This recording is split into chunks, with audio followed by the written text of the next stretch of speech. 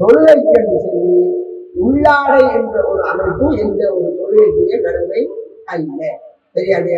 வீட்டில் உள்ள பெண்கள் தொழுகிற போது அவர்கள் தலையை மறைக்கிறது அவங்களுக்கு கடமை.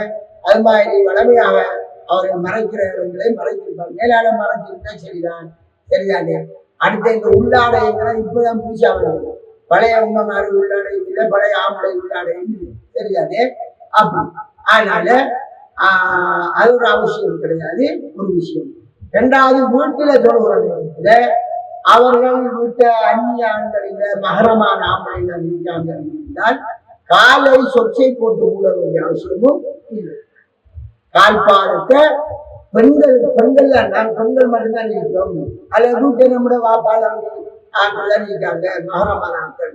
அவர்களுக்கு முன்னிலையில காலைக்கு சொச்சு போட்டு மறைக்க வேண்டிய அவசியமும், பாதத்தை சொச்சு போட்டு மறைக்க வேண்டிய அவசியமும் இல்லை என்பதை நாங்கள் தெரிந்து கொள்ளணும்.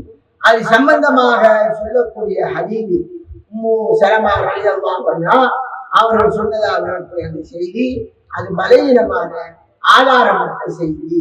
எனவே உங்களுடைய வீட்டில் இருக்கிற போது உங்களுடைய கால்பாதத்தினுடைய மேற்பகுதி நீங்க வீட்டை விழும்போது உங்களுடைய அந்த மேலாளர் இருக்கக்கூடிய அந்த கப்டனோ அல்லது சோட்டியோ என்னையோடு இருக்குமே அந்த மேலாடையினால அந்த கால்பாதத்தினுடைய மேற்பகுதி தெரிகிறதால அது எந்த தடையும் இல்லை, அது பிழை அல்ல.